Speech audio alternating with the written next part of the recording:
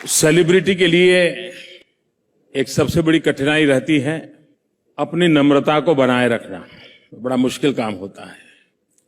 कहीं न कहीं तो हवा का झोंका सिर पे चढ़ जाता है, लेकिन रजत जी को मैंने जितना देखा है, सुना है, उनके आसपास के मित्रों को भी सुना है, जैसे उनकी आपकी अदालत में हम टीवी पर कोई उतार चढ़ाव नहीं देखते हैं, वैसे उनके व्यवहार में भी कभी कोई उतार चढ़ाव मैंने देखा नहीं है।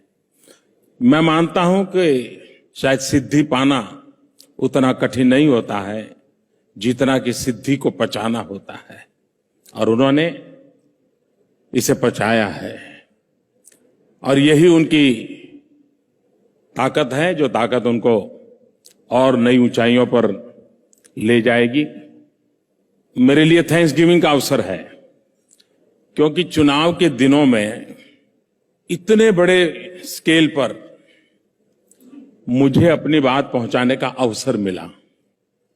तो इस मेरी पूरी पार्टी के कार्यकर्ताओं की जो मेहनत थी, उस मेहनत में ये अवसर बहुत काम आया, और इसके लिए भी मैं इंडिया टीवी का, आपकी अदालत का, रितु का, रजत का हृदय से अभिनंदन करता हूं और आभार व्यक्त करता हूं।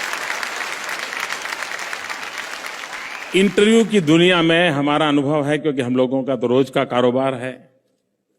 हर चौराहे पर हमें जवाब देने पड़ते हैं, हर गली मोहल्ले में जवाब देने पड़ते हैं, लेकिन ज्यादातर इंटरव्यू में पूछने वाले के दिमाग में जवाब तय होता है। जब तक उसके दिमाग में जो वाक्य है वो आपके मुंह से नहीं निकलता, वो आपको छोड़ता नहीं है,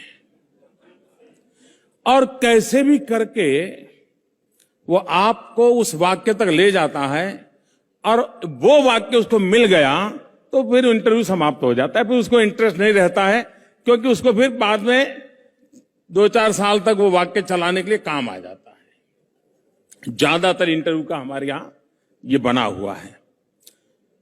पूरी आपकी अदालत के 21 साल के एपिसोड देख लीजिए, जिसमें कहीं पर भी मुजरिम को निश्चित जवाब देने के लिए मजबूर नहीं किया गया है। निर्धारित दिशा में ले जाने के लिए प्रयास नहीं किया गया है। मैं मानता हूं कि जर्नलिज्म की दुनिया में यह अपने आप में एक नई मिसाल है। अपनेपन से भी क्या कुछ नहीं निकलता है। हमने देखा, किसी की जुबान नहीं चली तो आंसू बह पड़े, लेकिन कुछ तो निकला। जरूरी नहीं है कि उसका गला पकड़ के निकाला जाए, मीठी सी बात करके भी निकाला जा सकता है, और वो कला रजत जी ने उस शौहर को हासिल किया हुआ है। और एक उसके लिए बहुत ठंडे दिमाग से पूरी स्क्रिप्ट सोचनी पड़ती है, तब जाकर के होता है। सामने वाले की साइकी का पूरा अध्ययन करना पड़ता है। सिर्फ क्वेश्चन का रिसर्च नहीं होता है, आने वाले व्यक्ति के नेचर का ज्यादा रिसर्च करना पड़ता है। फिर उसको सवाल चुभे बिना कैसे पूछे जाएं। और मैं मानता हूं कि इस क्षेत्र में उन्होंने काफी कुछ पाया है। मेरी तरफ से उनको बहुत बहुत शुभकामनाएं हैं, और 21 साल के आपके इतिहास में, आपकी यात्रा में हमें भी चलने का मौका मिला, इसके लिए मैं आपका आभारी हूं। बहुत बहुत धन्यवाद। बहुत धन्यवाद प्रधानमंत्री जी। मेरे 21 साल के करियर में ऐसे अच्छे जवाब देने वाला मुझे दूसरा मिला नहीं। बहुत बराबर की चोट होती है इनकी। लेकिन एक ऐसे शख्स भी यहां मौजूद हैं जो अगर शायद आपकी अदालत करते, वो इतने लर्नेड हैं, मुझसे बेहतर सवाल पूछते। उन्हें आपकी अदालत में सवाल पूछने के लिए मेरी तरह से रिसर्च करने की जरूरत नहीं पड़ती, रात रात भर जागना नहीं पड़ता। अगर वो ये शो करते तो जवाब देने वालों के चक्के छुटा सकते थे। वो शख्स मेरी तरह शो नहीं करते, इसीलिए वो आज भारत के सबसे ऊंचे पद पर भारत के राष्ट्रपति हैं, श्री प्रणब मुखर्जी। इस 21 साल की आपकी अदालत की यात्रा में एक और ऐसा व्यक्ति है जो यहां सभागार में मौजूद है, जो मेरे साथ एक एक कदम चला।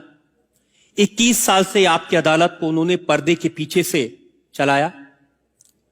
उन्होंने 21 साल से आपकी अदालत के इस शो को डायरेक्ट किया और मुझे यहां तक पहुंचाने में पर्दे के पीछे रहकर बिना अपना नाम लिए मदद की।